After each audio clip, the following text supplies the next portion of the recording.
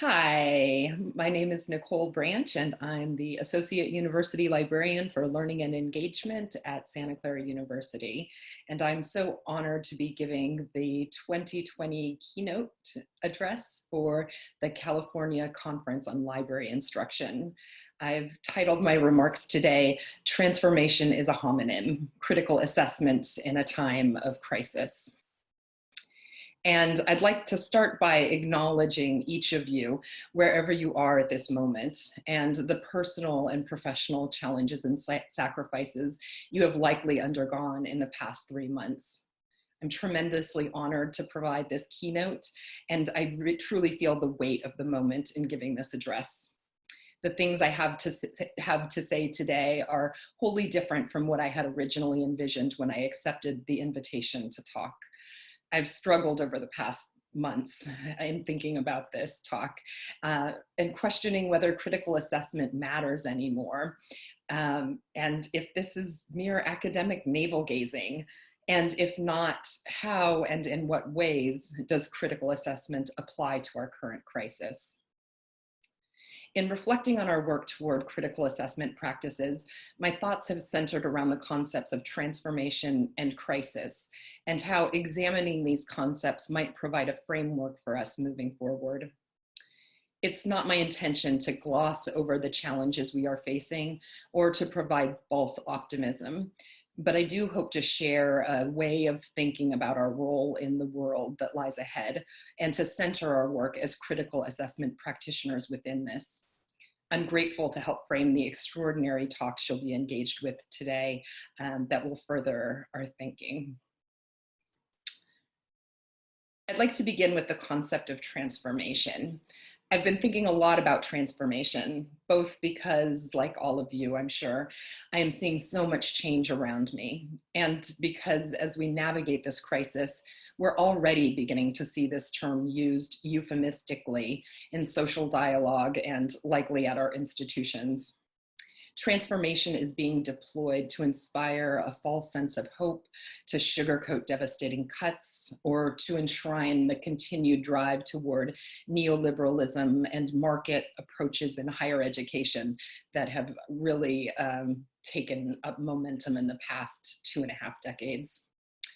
And this is not really surprising, as this idea of transformation is deeply embedded in the American mythology of exceptionalism and the ethos of the American dream. Income mobility, individual liberty, and opportunity all hold at the core the idea of transformation. In this understanding, transformation as the act of moving from a lesser to a better state is implied. This conception has become embedded in American approaches to bodies, relationships, and finances, among other things. We also tend to see transformation as bound up in choice. We choose to transform. Getting a degree, changing our physical appearance, engaging in self-help. Transformation is popularly seen as a path that the ambitious or the enlightened choose to undertake. This myth of the autonomy of transformation divorces it from the social and political factors that inevitably influence the opportunity for and contours of transformation. Finally, within this myth, the emphasis is often on changing the surface of a thing. The focus on individualism, social standing, and material wealth offer little for deep, structural, and lasting change. The danger, which we can see over and over, is that this approach to transformation tends to replicate our baked-in biases, power structures, and inequities. But this myth of transformation belies divergent definitions of the word. There are two core understandings of transformation. Transformation can be understood as changing the appearance or a surface of a thing, but it is also understood as altering the fundamental nature or composition of a thing. Furthermore, we as a society use the former definition, surface transformation, as a stand-in for the latter, fundamental transformation, when I'll argue we should be treating these concepts as wholly different things. These understandings of transformation are so different, I propose treating them as homonyms, words that sound and are spelled the same but have completely different meanings. Fundamental transformation resists many of the myths of surface transformation. To truly alter the structure of a thing requires another way of thinking, being, and acting. To fundamentally change the structure of a thing requires a deep analysis of the structure itself, giving the opportunity to resist replicating power, privilege, and inequity. It also acknowledges the social and political forces at play within the transformation itself. And finally, it rejects the myth of choice and recognizes the fact that transformation can be thrust upon us. And so it can be painful and deeply unsettling. In other words, fundamental transformation is often required by a crisis. Which brings me to the second concept I'd like to address and acknowledge. Crisis is another concept we tend to have a romanticized, though tragic, conception of. Crisis is bound up in tragedy and fear and destruction, and it often is. However, as with transformation, we can also look to the very definitions of this word for guidance and understanding. Crisis, according to the Oxford English Dictionary, emerged as a concept in pathology and then has evolved into a figurative understanding as well. Crisis defined within pathology is, quote, the turning point of a disease for better or for worse, end quote. The figurative definition includes a vitally important or decisive stage in the progress of anything, a turning point, and also a state of affairs in which a decisive change for better or worse is imminent. Both the pathological and figurative definition share key features. They're both inherently about change. They both acknowledge that the trajectory of this change is not necessarily positive. And they both signify a moment or stage of vital importance. While under these definitions, change is likely to occur without any action on the part of an individual or institution, it is an opening to create the possibility for different outcomes. In both the pathological sense and the figurative sense, we are in a moment of crisis. And embracing this as a turning point, I believe we can engage with fundamental transformation and resist surface transformation. And this brings me to critical assessment. For those of us dedicated to making more just and equitable institutions, libraries, and societies, we must, now more than ever, insist on embracing fundamental transformation and resist surface transformation as a stand-in. We must also recognize the potential change for better or worse that is inherent in a crisis. I believe critical assessment can help us do this. So I'll turn now to the features of critical assessment that I believe allow for fundamental change. In the 2014 article, Assessment for Whom? Repositioning Higher Education Assessment as an Ethical and Value-Focused Social Practice, Walhirsch and Rogers critique assessment in higher education for being subsumed in a broader push to reorient higher education's duty,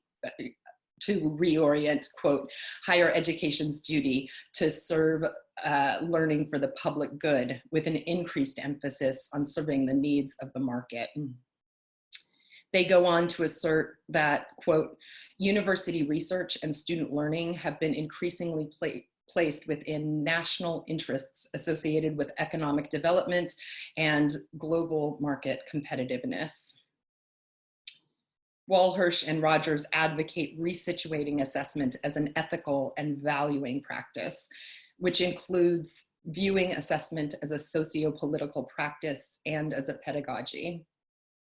Socio-political practice situates assessment as a political act. It defines value in social context, and it emphasizes complex capabilities rather than discrete skill sets. In viewing assessment as pedagogy, emphasis is placed on self-reflection and learning and, quote, the democratic values of inclusion, dialogue, deliberation, and social justice, end quote. Wall, Hirsch, and Rogers define 5 foundational responsibilities for conducting assessment. These responsibilities include acknowledging the ethical nature of the work, identifying our, meaning the assessment practitioner's position in relation to the work, identifying whose interests are being served by the assessment, being transparent about the purpose assessment serves, including potential consequences of the results of the assessment, making transparent the stakeholders, including who has and has not been considered, and aligning methods with ethical and value commitments. And finally, engaging in strong interpretation of findings rather than simply letting the evidence speak for itself. This conversation around critical assessment has been taken up within the assessment community as well. The 2020 National Institute for Learning Outcomes Assessment Report, A New Decade for Assessment, Embedding Equity into Assessment Praxis, pulls together various assessment approaches spanning student affairs, institutional research, and the broader assessment community that seek to address issues of diversity and inclusion, power, and social justice. These approaches include assessments variously referred to as culturally responsive assessment, socially just assessments, and critical assessments. They argue for the umbrella term, equity-minded assessment, for practices that are, quote, rooted in the same core notion of being mindful of equity and actively working to address inequities, and are conscious of how assessment can either feed into cycles that perpetuate inequities or can serve to bring more equity into higher education, end quote. The report also identifies the following elements of equity-minded assessments. First, students and other stakeholders are meaningfully involved in the assessment process. Next, data is disaggregated, explored, and action is based upon the findings. Next, their context-specific approaches and responses are deployed. And finally, equity is embedded in all things assessment, all parts of the assessment process, including analysis and action. This move toward critical assessment is mirrored in librarianship, and the growth in critical librarianship generally has come to bear on critical assessment in libraries. In the 2018 article, Towards a Critical Assessment Practice, Magnus, Bellinger, and Faber bring together the threads of critical assessment in libraries, while advocating for deeper interrogation of critical assessments. In particular, the authors build on the work of library assessment practitioners, including Gardner and Halpern, Gammons, and Accardi, who advance new approaches to assessment of student learning. They also bring in the threads of critical assessment approaches in institutional research, student affairs, indigenous methods, and critical data studies. As our institutions are increasingly fragile in the face of the current crisis, we can expect an increased pressure to engage in transformation. In particular, I think we can expect more desperate calls to demonstrate value, particularly as value relates to the global market. We can expect expanded reliance on data and analytics, and we can expect a normalization of online learning and a widening between who has access to in-person instruction and who does not. If we treat this crisis as a turning point that can be acted upon, critical assessment can serve as a model to address the changes we will face as political acts with the potential to advance equity and justice. And I believe the power of critical assessment is that in thinking about fundamental transformation is that it operates with certain requirements that it can allow us to enact fundamental transformation. These requirements include an interrogation of bias, our own bias, the bias of our institutions, our society, and the world. It requires investigation, starting from a place of discovery, of not knowing, and in this way is rooted in scholarly practice, while it also interrogates the scholarly practice itself.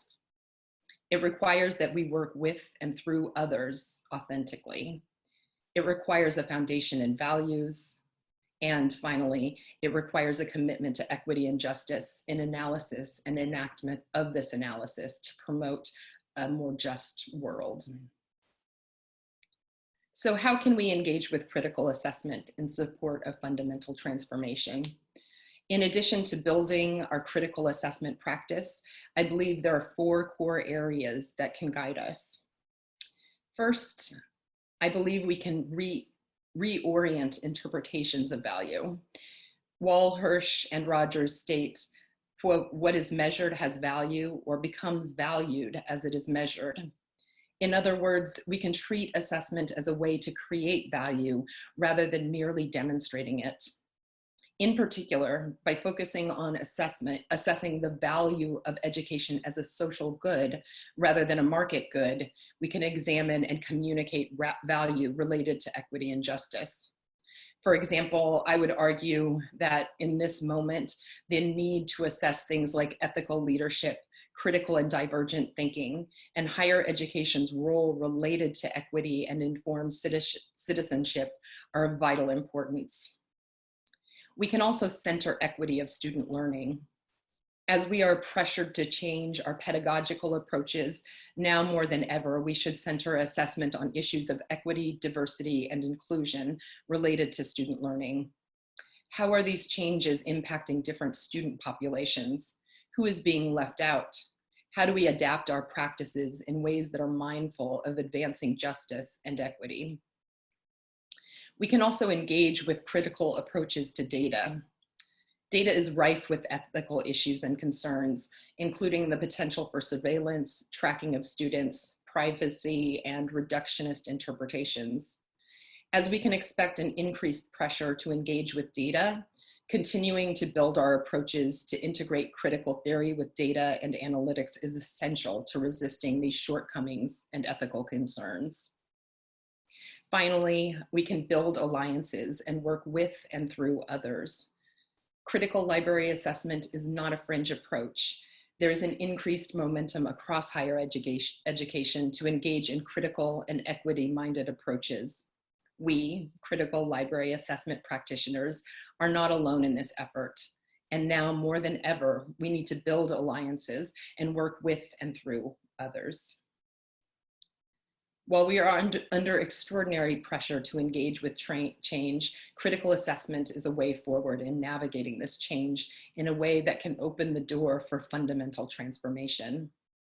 The presentations you will be engaging with through this conference demonstrate how well positioned we are as a field for this endeavor, and also point to where the areas where we can continue to grow and develop.